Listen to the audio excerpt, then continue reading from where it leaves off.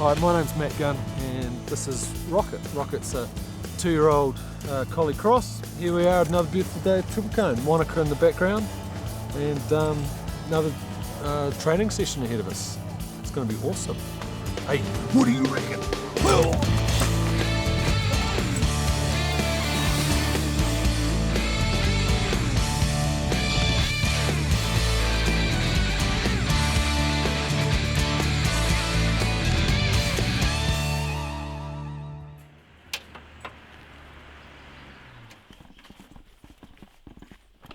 Good morning, everybody. My name's Matt and this is Rocket. If you're up at Treble Cone and the snow falls into the car park and it falls flat straight down, say that's this much snow, and then what happens is another layer of snow comes down. Keep watching, guys, keep watching. And another layer of snow falls on top, and sometimes it sticks really well and sometimes it doesn't. So what happens is that when the snow's on a slope, some of it falls off and some of it sticks. You know, avalanches occur all the time. A place like Treble Cone, you know, like they would have lost count long ago of how many avalanches have occurred. It depends on the season, you know. One year, what was it, 3 or 4 years ago, there was 5 fatalities in New Zealand. At one point in time, New Zealand had the highest avalanche fatality rate per capita in the world. Did you guys know that if you have a bowl full of lollies, and all the lollies are different sizes, if you shake them, then all the big lollies will come to the top? This turns it out into a big lolly. Not really. It turns her into a big shape, so in an avalanche, she'll stay on the top. So let's just imagine Adele's skiing in the backcountry. She's got all the good equipment. She's checked in with ski patrol, everything's sweet, but she's unlucky enough to get caught in an avalanche. She's going to pull that really hard. Ready? 1, 2.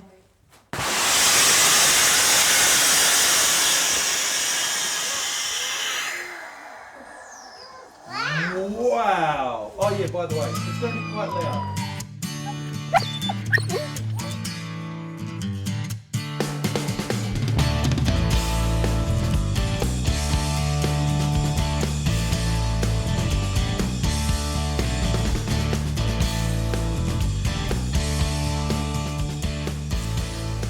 Check this out. This is a puff doggy.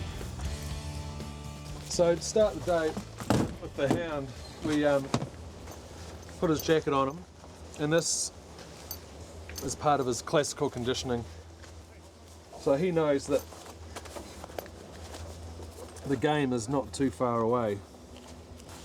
Poor old Blizz in there, she had 10 years up here, 10 years of loyal service, and she retired last year. She's still really keen. She gets really excited. She still wants to play the game. Hey Rocket, what do you reckon? Should we go do some search?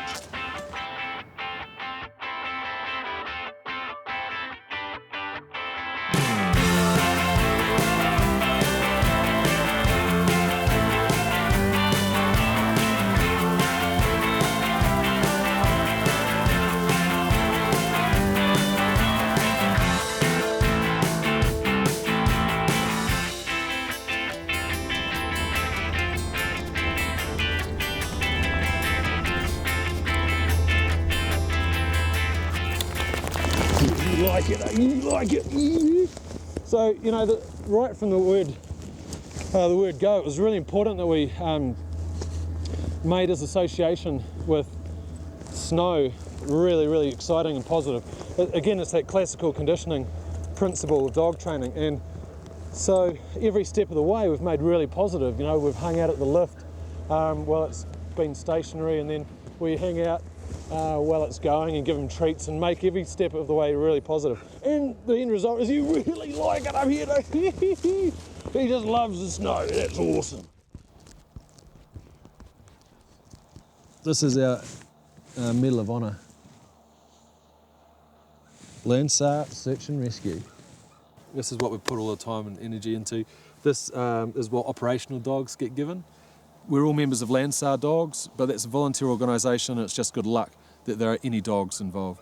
So through Aspiring Avalanche Dogs, we've got a succession goal in place where we're going to keep bringing in new teams, new dogs.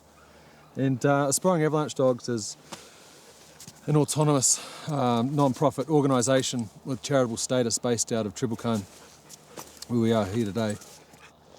So one of the things we do as part of our training is snow caving, and this is how we tether our dogs when they're on site, so we can keep them out of the elements, so we can also recharge their batteries.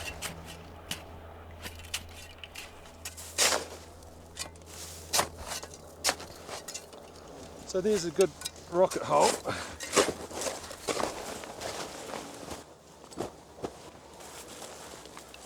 Good boy. You know, there is a real art in how to set this up so he doesn't come out. Why I got into this, which has turned into, I guess it's a life's journey, you know, it's become a huge part of my life and my family's life. And, you know, a part of it is because I love working with dogs, you know, but the larger part of it is that, you know, I've had friends killed in avalanches, you know, and I've been a part of the search parties that dug up a buddy and other searches where people have been killed. And, you know, if I can combine my passions, which are skiing, being in the mountains and working with dogs, to ultimately one day save somebody's son or daughter, then that'll be awesome. You know, it's an incredible opportunity I feel that I've been given to be able to do what I'm doing, and to be able to work with things like these guys. It's awesome, eh? You know, to be able to come up here. I mean, I'm not getting paid to be here, but there's more to life than money.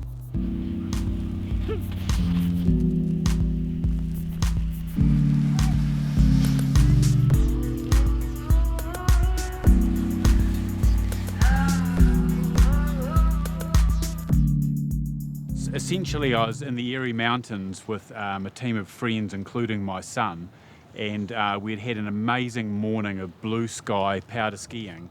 And just after lunch, we went up to a particular slope and commenced the run as we had done all morning. The guide headed off, and my son went flying after him at full speed as he usually does on a snowboard. And then myself and 3 other friends headed down the mountain. I was about halfway down, and I essentially heard a crack out of nowhere, and I looked up to the slope behind me, and I thought to myself, oh my God, it's an avalanche. I saw the snow crack and it start to move, and at that point I thought to myself, I can definitely ski out of this.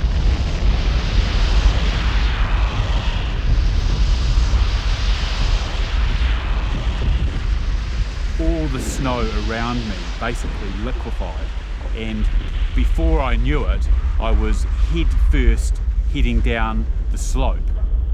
I went basically 400 to 600 metres in the snow in a sort of a perfect swan dive. It was like being in the perfect wave when you go body surfing. And before I knew it, essentially the momentum of the snow that I was caught in came to a halt very slowly, and then it completely stopped. And at that point I thought, thank God that's finished. And at that point, all the snow around me started to compress phenomenally around my body. It was, I guess, a bit like the feeling that you could imagine yourself if you were caught in concrete. You literally couldn't move anything, and the snow's very compressed around you. I could move my fingers, and that was it. You couldn't move anything else. It was incredibly frightening. And at that point, I had a completely and absolutely overwhelming feeling that this was where I was going to die. Of course, at the same time that I was having my experience, the friends and family that I was skiing with and the guide were having their own experience, which was equally intense. So essentially they had beacon trackers that they all switched on, and these beacon trackers have a 50-metre radius, but the actual avalanche is 150 metres wide and 800 metres long. And so the chances of when you switch on the tracker of actually finding me is extremely remote. Normally you have to do walking patterns over the whole avalanche, which can take a lot of time. Very fortunately for me, my son, when he flicked on his tracker, he found me at 47 metres away, and he called out to the other guys, "I've got a reading." And so basically for 10 minutes, they dug with the snowboard and with their hands, and the evidence of how tough it was that some of their hands were bloody and blistered just in the process of trying to dig me out. So at that point, they cleared some snow and they realised that I was breathing. I was very blue, and in fact, when they first found me, one of the guys said to Elijah, "Oh, Elijah, mate, you need to just move over there," because they were certain I was dead. But then they saw a puff of air in my cheek, and with that they said, "Oh my God, he's alive." They cleared the snow out of my mouth, and basically at that stage, helicopters arrived with guides and shovels, and it took them another 10 minutes to dig my body out, at which stage I then got lifted out of the hole and walked away from the situation, with both myself amazed and them also amazed that I was actually alive. So in normal circumstances, statistically, it should have taken 10, 15 or maybe even 20 minutes to find me using the beacons. So in that particular case, a dog may very well have found me a lot faster. If people go out in the backcountry without transceivers and all the right equipment, then and then they get buried, then the best chance of survival is a dog team. Every ski field has got obviously provides people with access to the backcountry, and over recent years we've started calling the area just outside the ski area the slack country. So, backcountry skiers generally are really onto it. They've done awareness courses or backcountry courses, and they've got the equipment and they've trained, and they go out there with their mates, and they're sweet, But the people who go just outside the ski field boundary into the slack country, they're the guys that are at most risk. They're the people that we see ourselves saving, because they're the guys that aren't equipped, have got no idea. They think, "Oh, it's just over there, I can see it, I can see the tracks. Those guys are going there, we will just follow them." But those guys that they're following might actually be onto it. Step one is to find enough snow depth. That's us. So straight away we can see that this is what we call an isothermal snowpack, so it's all at the same temperature. If the season was going to be running into November, we'd start to see natural avalanches occurring. Once we've gone through our building blocks of training, which is firstly associating the dog with the toy, building the dog's drive for the toy, and then we associate that toy with human scent. So to do that, I'll carry the toy on my body, and to get it warm and to get my scent on it, and I'll go and bury it so the dog can see. And then we do blinds, which are we bury something that the dog can't see. If someone's buried in the slope, and say they're buried here, the wind's going to make that scent go out in this cone shape. So what we do as handlers is we establish which way the wind's blowing, and then we also establish likely burial points. What we'll do to search those areas is we'll deploy the dog or cast the dog across the scent cone. This is the kind of snowpack that is definitely conducive to avalanches, yeah, for sure. It's got no real firm layers. Part of our SOP for doing this safely is that Matt's got a transceiver, an avalung and a radio on him, So we're going to be communicating with him at intervals no greater than 5 minutes apart. Comms check. Loud and clear.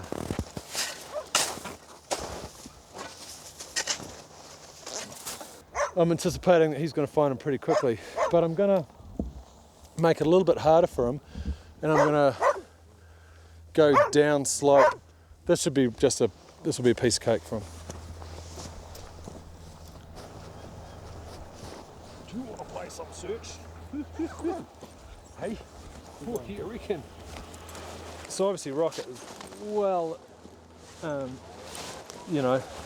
truly aware that the game's on. Come. Rocket.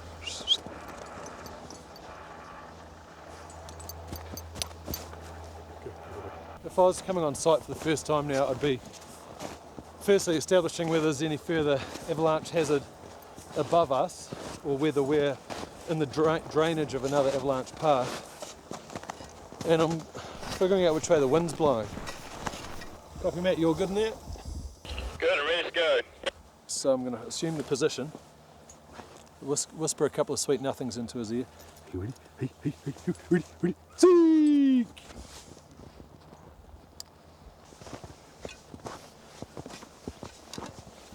He's picking up, see, his body language picking up on all of our footprints. Every one of our footprints he's picking up on. So what we're going to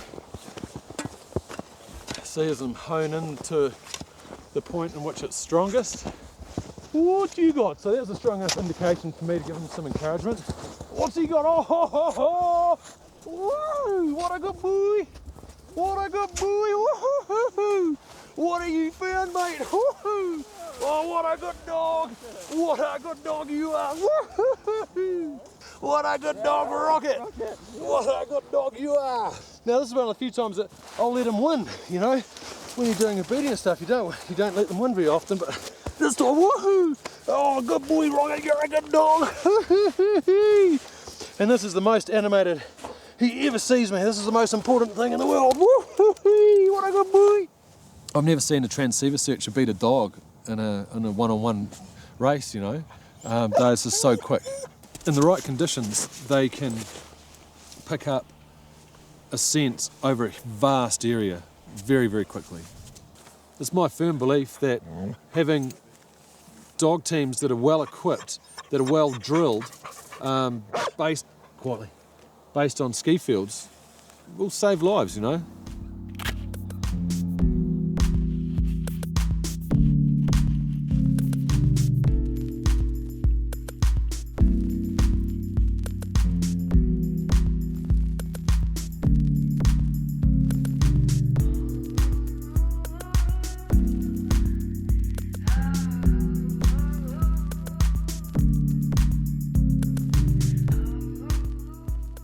Apparently there's been an avalanche at the Remarkables, and there's been an involvement, which means there's been, that people are involved.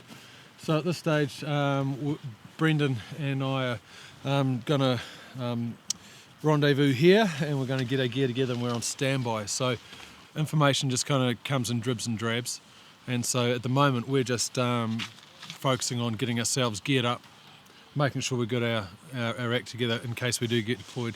So on that note, I'm going to make sure I've got my shit together. Sure, the heart rate goes up, but there's no panic involved.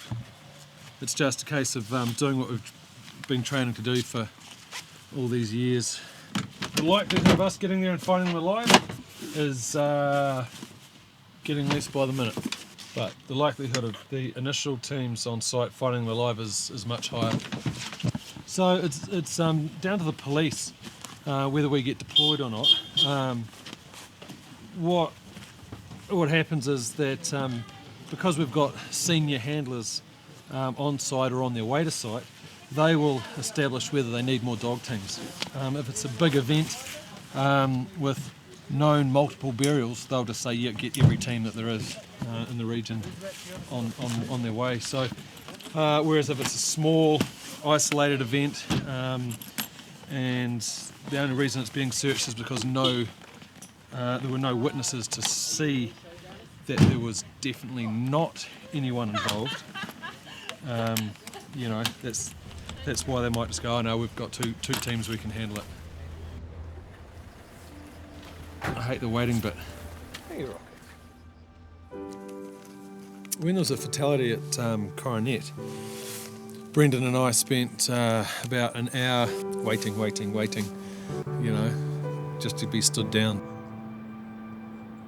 We've got 2 of our Lansar Avalanche Dog teams are on site. They're both senior handlers. Given the level of the level of skill that those handlers have got and the ability of the dogs that those guys have got, there's no one to find. The likelihood for us being deployed is low enough for me to want to go to the pub and have a beer. If I have to wait 20 years, if I have to be a 61-year-old with on my what would make that on my 5th dog, you know, so be it, mate.